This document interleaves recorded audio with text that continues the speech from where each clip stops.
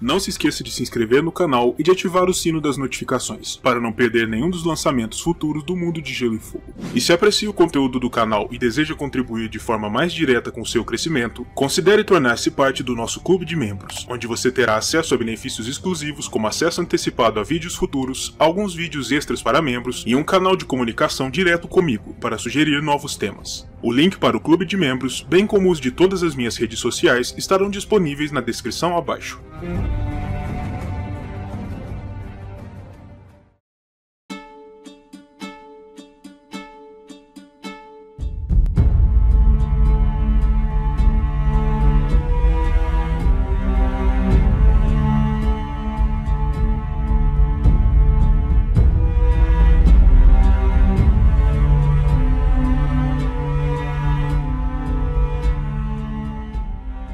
Stannis Baratheon nasceu em Ponta Tempestade, a fortaleza sede de sua casa, no ano 264 após a conquista, como segundo dos filhos de Lord Steffon Baratheon com sua senhora esposa, Lady Cassana Estermon.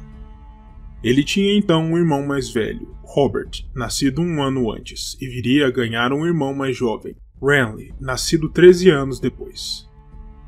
Quando o rapaz não tinha mais do que 4 anos de idade, seu pai levou a si e ao irmão à corte, para observar os procedimentos do poder, e lá ele teve um vislumbre do rei Aerys II em audiência, sentado sobre o trono de ferro, o que muito o marcou por toda a vida, impressionado e assombrado pela majestade da figura e do trono retorcido e alto sobre o qual se sentava.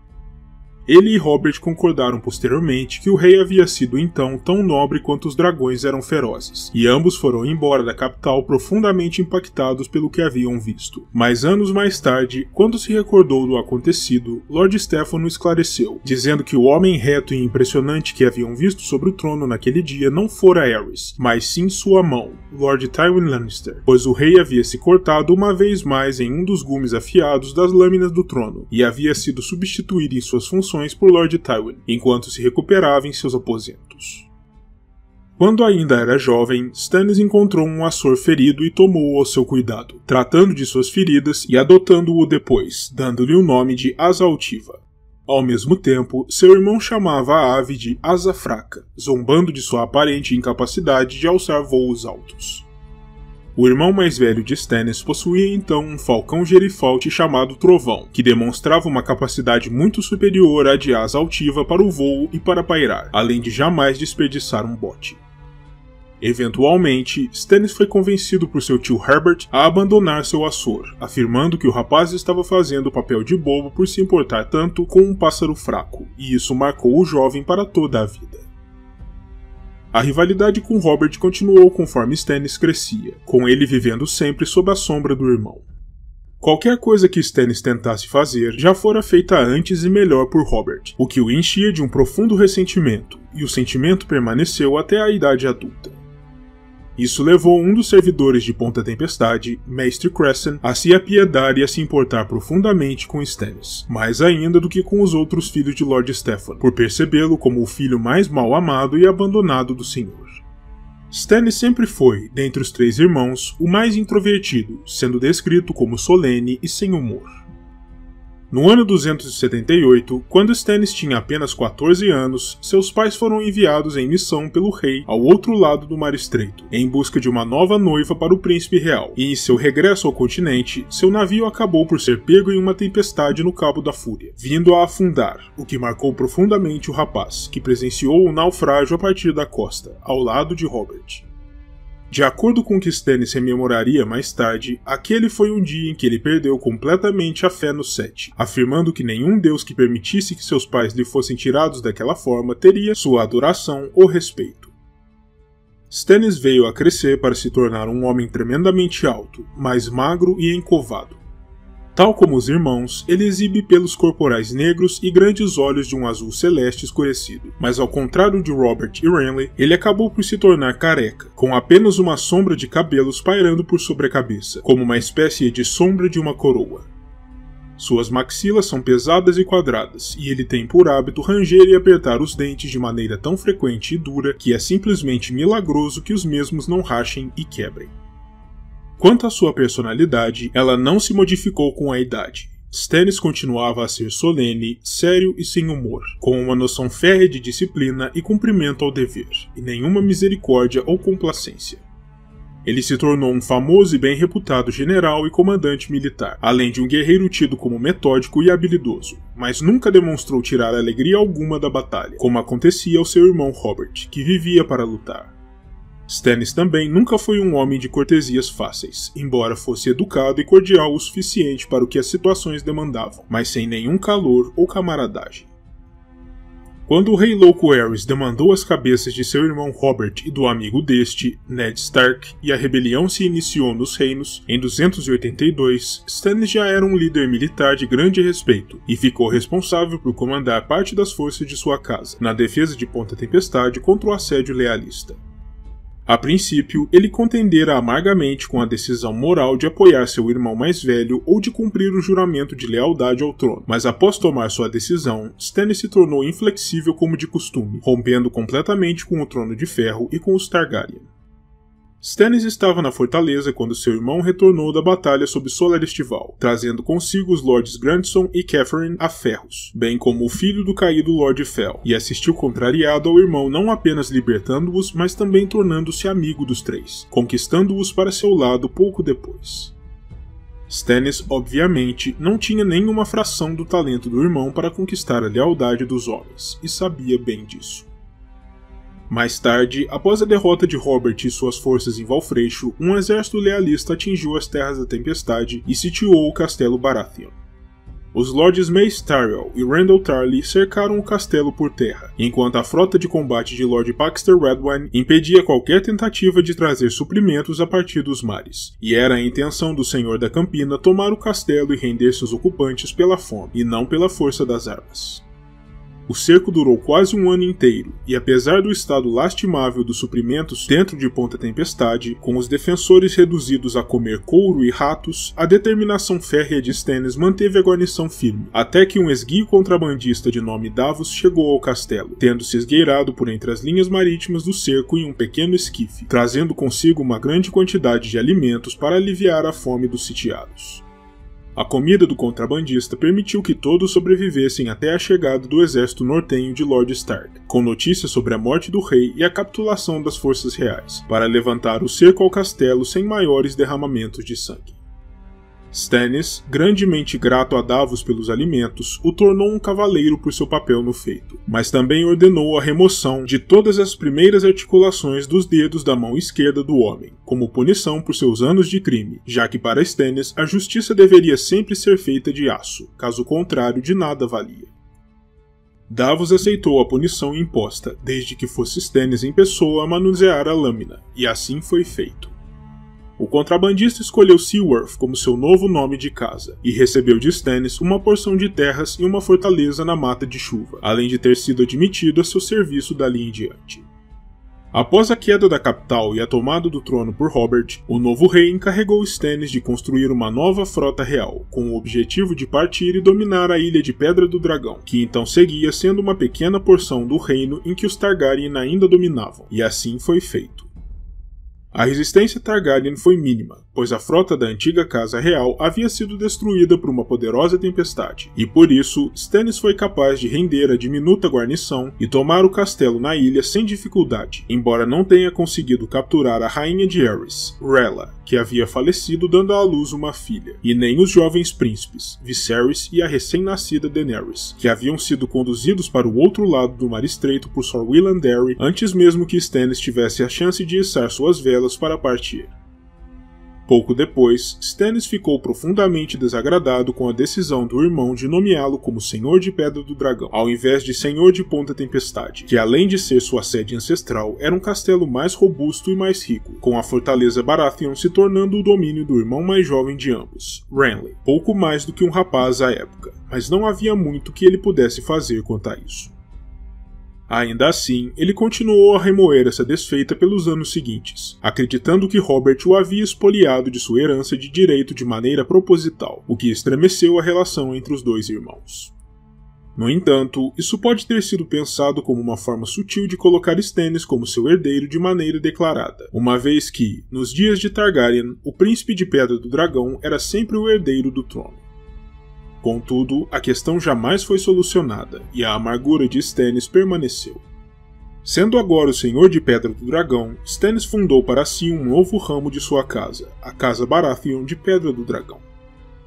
Simultaneamente, ele foi levado por Robert para integrar seu pequeno conselho, como mestre dos navios da corte, o que o fazia passar longos períodos longe de seu domínio senhorial, na capital. Poucos anos após o final da rebelião, Stannis se casou com Lady Selais Florent, da Campina, e durante a noite de casamento, Robert acabou por deflorar a prima de Selais, Delaena, na própria cama nupcial de Stannis, desonrando-o e causando sua exasperação, embora Robert tenha afirmado depois que estivera bêbado e não tinha se dado conta de onde estava durante o ato. Da união entre Robert e Delaena nasceu um bastardo, o jovem Edric Storm, o único dos filhos ilegítimos de Robert a ser reconhecido pelo rei, e a mera presença do rapaz lembrava sempre a Stannis da desonra feita a si e a sua esposa naquela noite, e por isso, ao invés de cuidar dele como Robert gostaria, ele o enviou prontamente para a Ponta Tempestade, para ser criado por Renly e seus auxiliares. O casamento de Stannis foi mais difícil no que diz respeito a gerar filhos, com uma série de abortos e natimortos, e a única criança a sobreviver foi uma menina, chamada Shireen, que ainda por cima nasceu com a marca do escama gris por sobre metade do rosto e do pescoço, tornando-a marcada como alguém a ser evitado. No ano 289, durante a rebelião Greyjoy, Stannis foi o responsável por encurralar e destruir a frota dos Homens de Ferro durante a Batalha da Ilha Justa, derrotando fragorosamente Victarion Greyjoy, o irmão mais jovem de Lord Baelon. Mais tarde, coube a Stannis subjugar a ilha de Grand Wick em nome do irmão, e sua experiência naval não parou por aí, pois Stannis certa vez também liderou um destacamento da frota real até Vila Irmã para desbaratar uma operação de contrabandistas que vinha causando prejuízos aos nobres da região. Durante esses momentos, quando Stannis estava distante de seu castelo, ele era substituído por Sir Axel Florent, um dos parentes de sua esposa, que fazia as vezes de seu castelão, e serviu durante uma década inteira no posto. Apesar da lealdade devida ao irmão mais velho e ao rei, Stannis sempre se sentiu pouco apreciado por Robert, e sempre sentiu também que suas contribuições eram negligenciadas ou mesmo ignoradas pelo irmão. Por exemplo, ao invés de agradecê-lo pela firmeza com que se sustentou durante o cerco à Ponta Tempestade, Robert agradeceu Lord Stark por ter levantado o acampamento Tyrell, o que Stannis sempre considerou algo injusto, por ter sido ele quem suportou grande parte da carga ali. Robert também sempre o culpou pela fuga dos príncipes Targaryen, ainda que ela tivesse acontecido antes mesmo de Stannis se pôr a navegar, o que significava que ele nada poderia ter feito quanto a isso. Stannis também foi responsável por auxiliar Lord Jon Arryn, o mentor de Robert e sua mão apontada, a governar os reinos, já que Robert jamais demonstrou qualquer aptidão para o poder, preferindo passar seu tempo em caçadas, bebedeiras e com prostitutas. Mas nisso ele também não foi agraciado com os agradecimentos que acreditava merecer, o que serviu como mais um ponto de amargura para ele. De fato, em certa feita, Stannis até mesmo propôs ao irmão que deveria proibir a prostituição na capital, como ele próprio havia feito em Pedra do Dragão, mas sua sugestão foi bruscamente rechaçada por Robert, que era ele próprio assíduo frequentador dos bordéis da cidade. Robert veio a gerar 3 filhos legítimos com sua rainha, Joffrey, Tommen e Myrcella, mas a partir de um determinado ponto, tanto Stannis quanto Lord Arryn passaram a suspeitar da legitimidade das crianças, acreditando que poderiam ao invés disso ser filhos ilegítimos, nascidos do incesto entre Cersei e seu irmão Jaime. Stannis, no entanto, estava convencido de que Robert jamais confiaria em seu julgamento, e por isso mesmo foi até Lord Arryn, acreditando que o rei estaria mais inclinado a acreditar em seu velho amigo e mentor. Ambos se puseram a investigar de maneira diligente, visitando diversos dos bastardos conhecidos de Robert para analisar as crianças e, talvez, chegaram a uma conclusão sobre o caso. No entanto, quando Jon já havia reunido certas provas para apresentar ao rei, ele morreu subitamente, o que Stannis interpretou como um ardil da rainha, que o havia assassinado para encobrir sua própria traição. Sem um apoiador em sua investigação, Stannis imaginou que talvez agora a posição de mão lhe fosse oferecida, com a morte de Lord Arryn, mas ao invés disso, Robert e a corte partiram em direção ao Winterfell, onde o rei pretendia oferecer o cargo ao velho amigo Ned. Aquilo foi para Stannis a gota d'água, e ele partiu simultaneamente, acompanhado de grande parte da frota real, de volta para seu assento insular, para permanecer distante da capital, de suas conspirações e, em especial, do irmão que o havia rejeitado uma vez mais.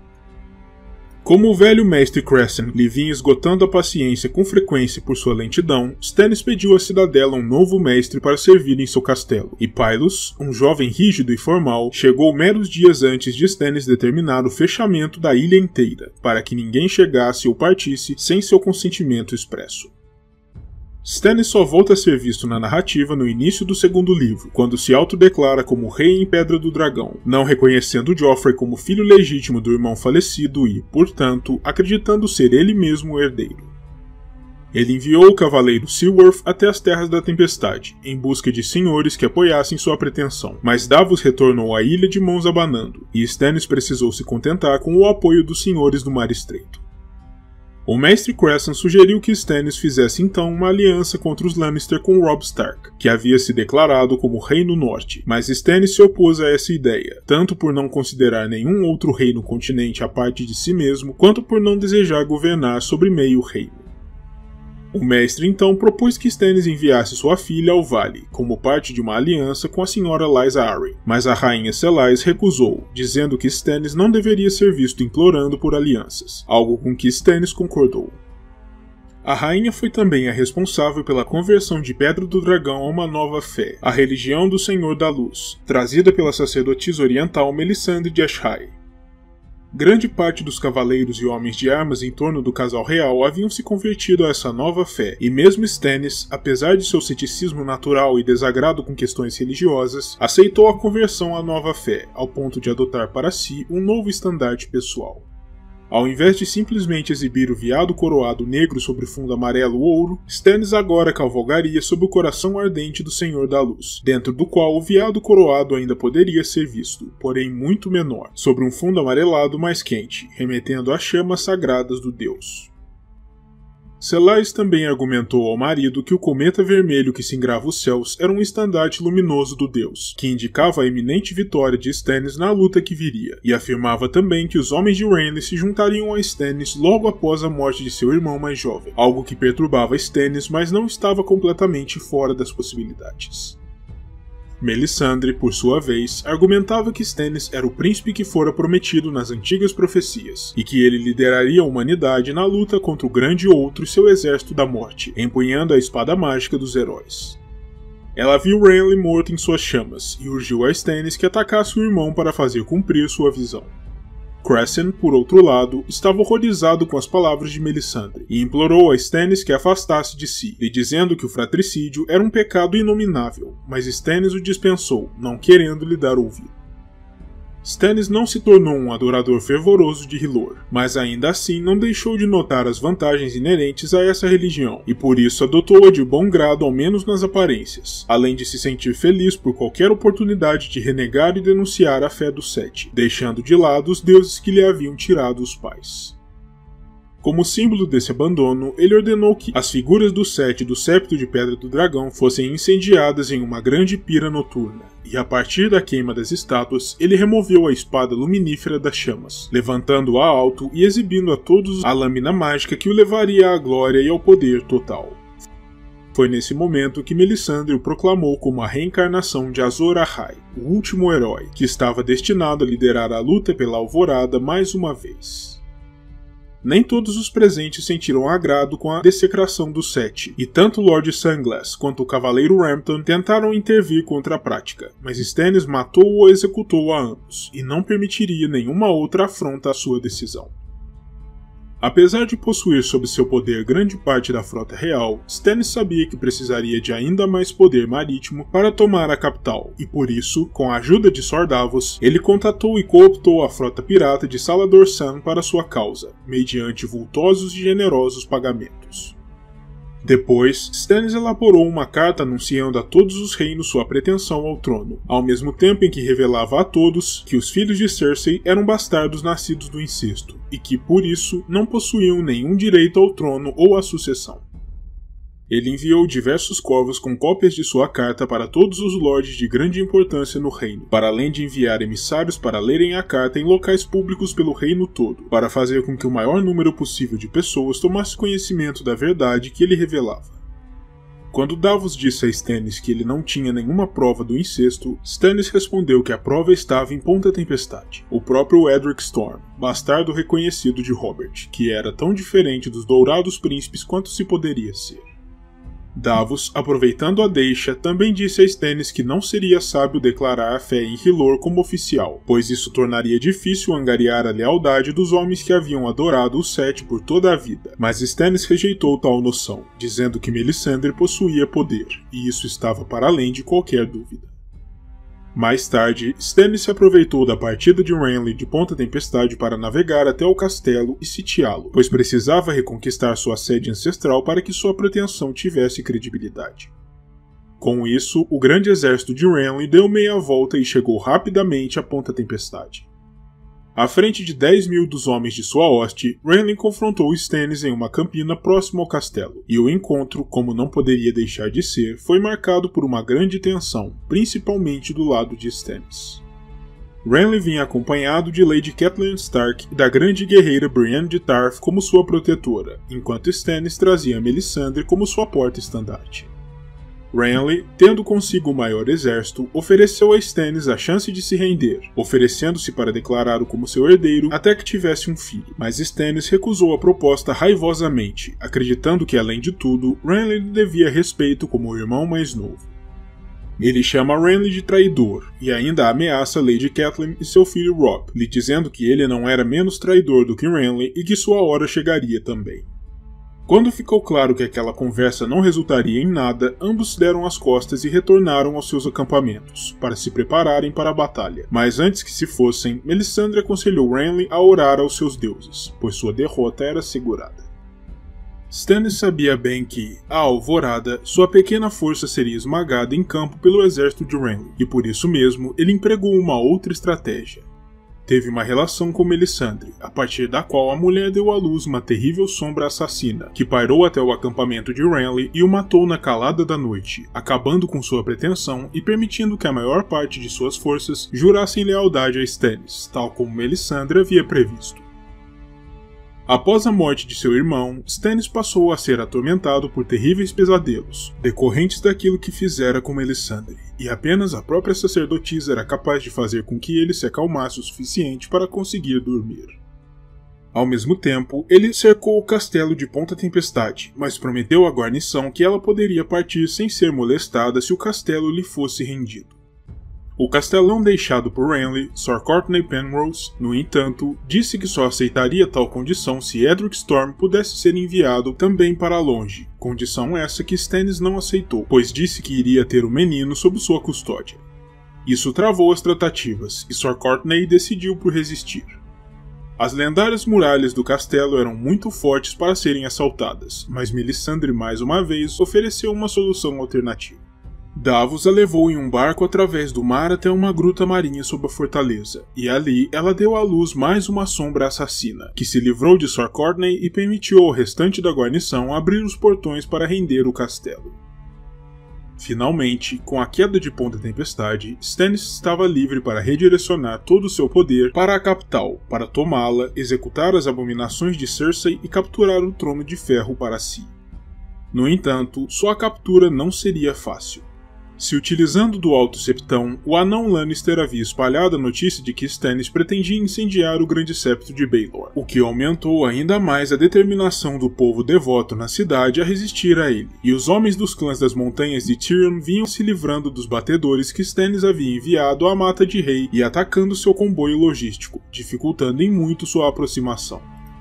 Como única solução viável, Stannis ordenou que toda a mata fosse incendiada, para matar os homens do anão ou para forçá-los a bater em retirada, permitindo seu avanço.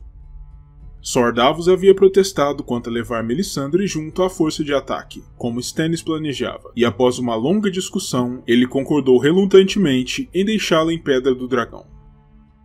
Stannis atacou a capital durante a Grande Batalha da Água Negra, lutando na vanguarda de suas forças contra os defensores reais, e parecia prestes a sair vitorioso, quando dois eventos não previstos ocorreram. A imensa explosão de fogo vivo, catapultado a partir das muralhas, que incendiou a frota de Stannis e transformou a Água Negra em um inferno verde, e o ataque súbito de Lord Tywin Lannister em seu flanco, em conjunto com as forças de Lord Tyrell, desbaratando suas forças, fazendo-o bater em uma humilhante retirada para contar seus mortos, se reagrupar e pensar em sua próxima linha de ação. Stannis retornou à Pedra do Dragão a bordo de um dos navios de Salladhor Saan, tendo perdido todos os seus na Água Negra, com apenas um punhado de apoiadores sobreviventes, quase todos homens da rainha fiéis ao Deus Vermelho. Ele nomeou Sir Alliser Florent como sua nova mão, mas se recusou a receber qualquer pessoa em sua presença, exceto Melisandre, enquanto reconsiderava seus planos. Stannis passou a se recusar a comer, e passou também a descer constantemente com Melisandre até o núcleo do vulcão do Monte Dragão, onde ambos passavam longos períodos sondando as chamas subterrâneas. No meio tempo, Sor Davos, o confidente de Stannis, veio a ser aprisionado por tensionar assassinar Melisandre.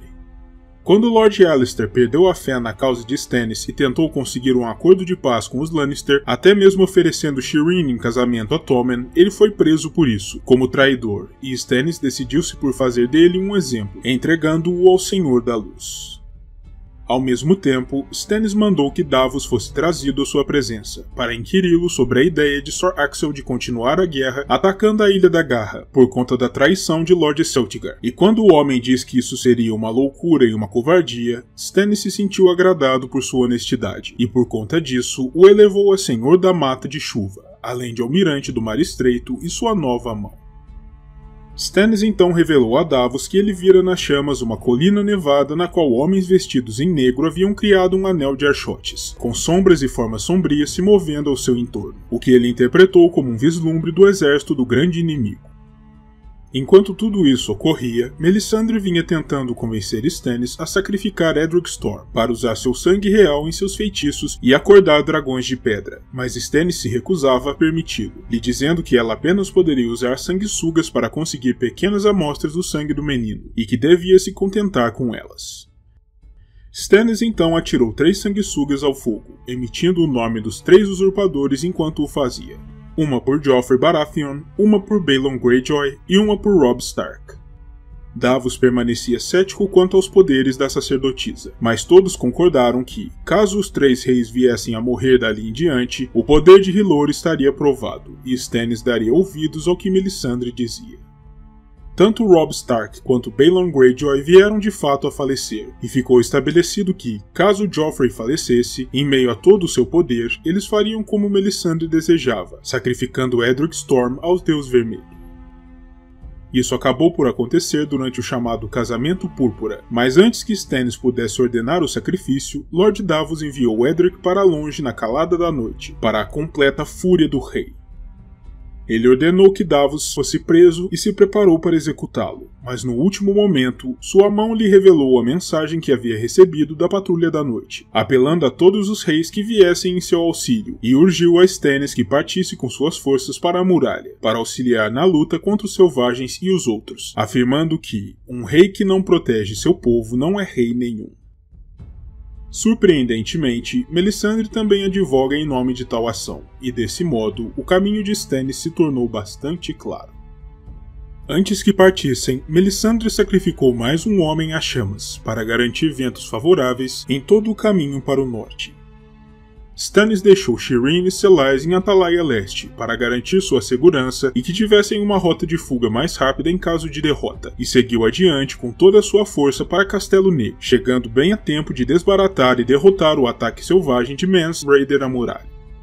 Depois, Stannis ocupou a Torre do Rei em Castelo Negro, e passou a operar quase como um comandante informal da fortaleza, considerando-se que Lord Jeor Mormont havia morrido para lá da muralha, e a patrulha se encontrava então sem um líder. Embora Stannis planejasse queimar Mance vivo como punição por sua deserção e o ataque à muralha, ele permitiria que os demais selvagens passassem para o sul, para engrossarem as forças dos vivos na luta vindoura contra o Exército da Morte, desde que eles abnegassem os deuses antigos e se tornassem fiéis ao Deus Vermelho, queimando um pedaço de represeiro simbolicamente nas chamas de Melisandre. Ele então trouxe Jon Snow à sua presença, se ofereceu para legitimá-lo, tornando-o Jon Stark, senhor de Winterfell, desde que ele abrisse mão de seus votos e também adotasse Hylor como seu deus, recebendo a selvagem Val como parte de sua investidura. Jon pediu algum tempo para pensar a respeito da proposta de Stannis.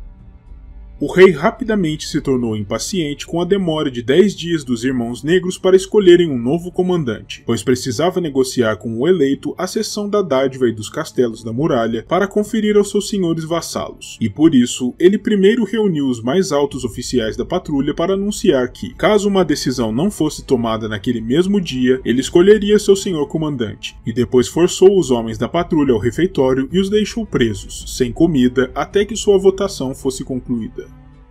Por fim, Jon Snow acabou por ser o escolhido de seus irmãos, e Stannis passou a pressioná-lo para que cedesse aquilo que desejava, uma vez que a proposta que fora feita já não poderia mais se cumprir.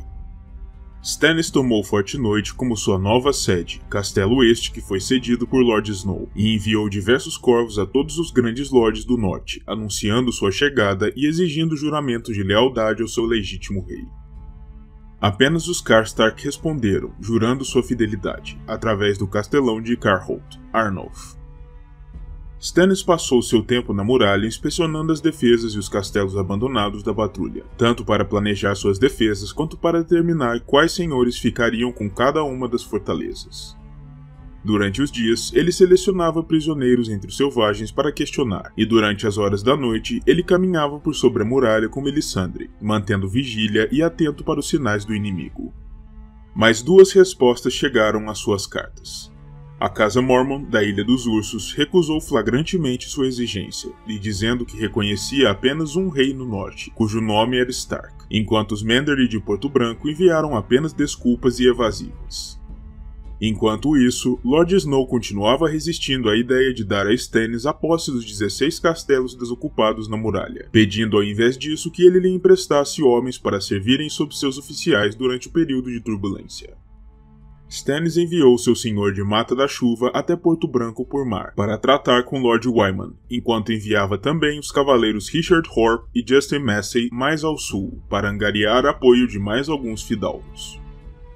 Quando Janos Slynt foi executado por se recusar a obedecer às ordens de Lord Snow, Stannis a tudo assistiu de sua torre, e aprovou a disciplina imposta pelo jovem comandante. Depois, foi a vez de Mance Rayder conhecer sua morte, queimado vivo por ordem de Stannis. No entanto, antes que o homem queimasse por completo, ele foi alvejado por flechas atiradas por ordem de Snow, morrendo dos ferimentos, o que Stannis não apreciou ou aprovou, pois acreditava que o homem deveria ter sofrido com o tormento por completo. Por fim, chegou o momento de dar ao restante do povo livre uma escolha: dobrar o joelho e ser admitido como súditos no reino, ou retornar para lá da muralha e tentar sua sorte com os outros. A maioria optou por permanecer e jurar lealdade. A próxima casa a responder à sua carta foi a Amber, da Última Lareira, e Stannis angariou metade das forças da casa, lideradas por Mors Amber, uma vez que Grande Jon permanecia sendo cativo dos Lannister no sul.